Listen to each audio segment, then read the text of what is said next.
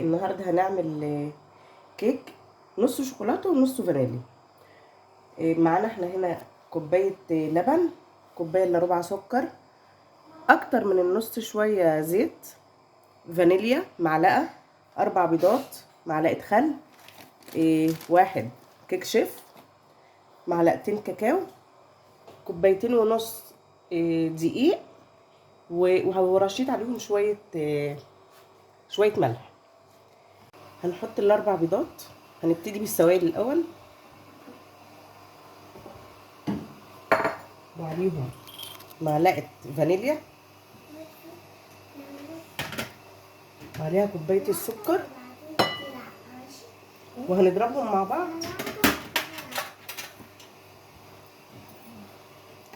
لحد ما البيض يغير لون. هزود دلوقتي الزيت، هو بقى فاتح خالص اهو.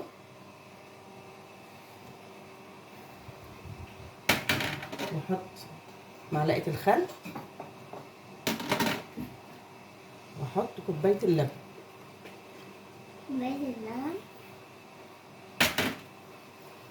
وهقلبه تاني مع بعضه.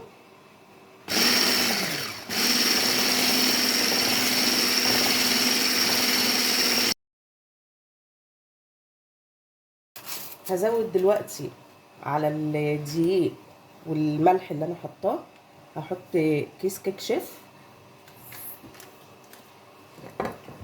نقلبه مع بعض.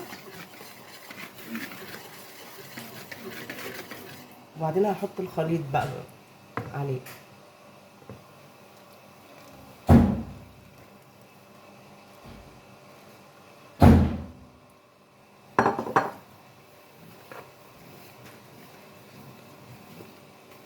نقلبه. هنحط بقى، حطينا ال3 معالق او المعلقتين الكاكاو على حسب ما انتوا تحبوا الشوكولاته قد ايه، وهنزود عليها تقريبا نص الكميه بتاعه خليط الكيكه.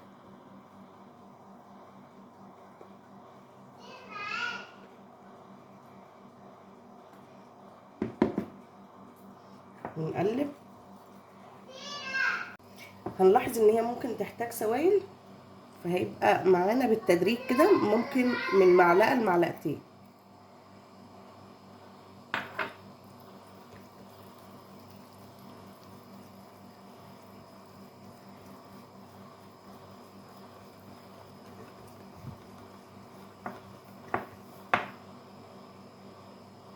كده بقت حلوه قوي.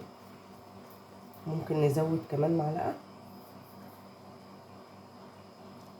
بس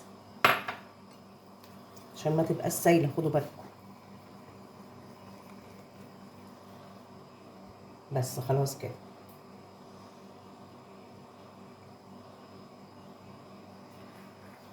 هنجيب بقى الصينيه،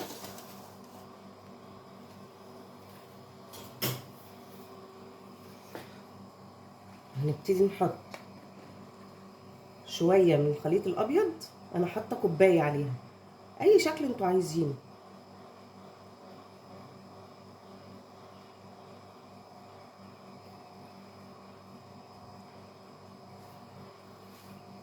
وبعدين خليط شوكولاته.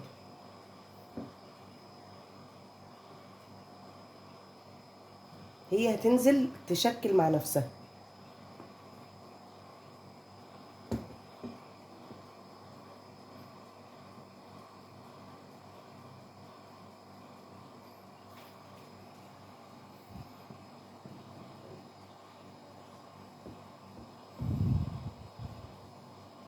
هنا بقى هنخبطها بس خبطه خفيفه بس. خلاص كده.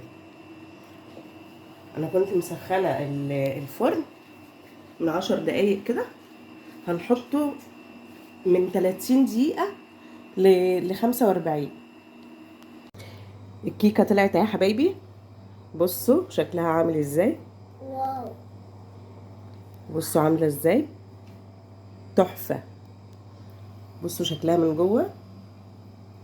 وبألف هنا وشفا على قلبكم. ولو تابعتوا الفيديو لحد الاخر يا ريت تعملوا لايك واشتراك وسبسكرايب علشان يوصل لكم كل جديد. وتفعيل الجرس. وفي عين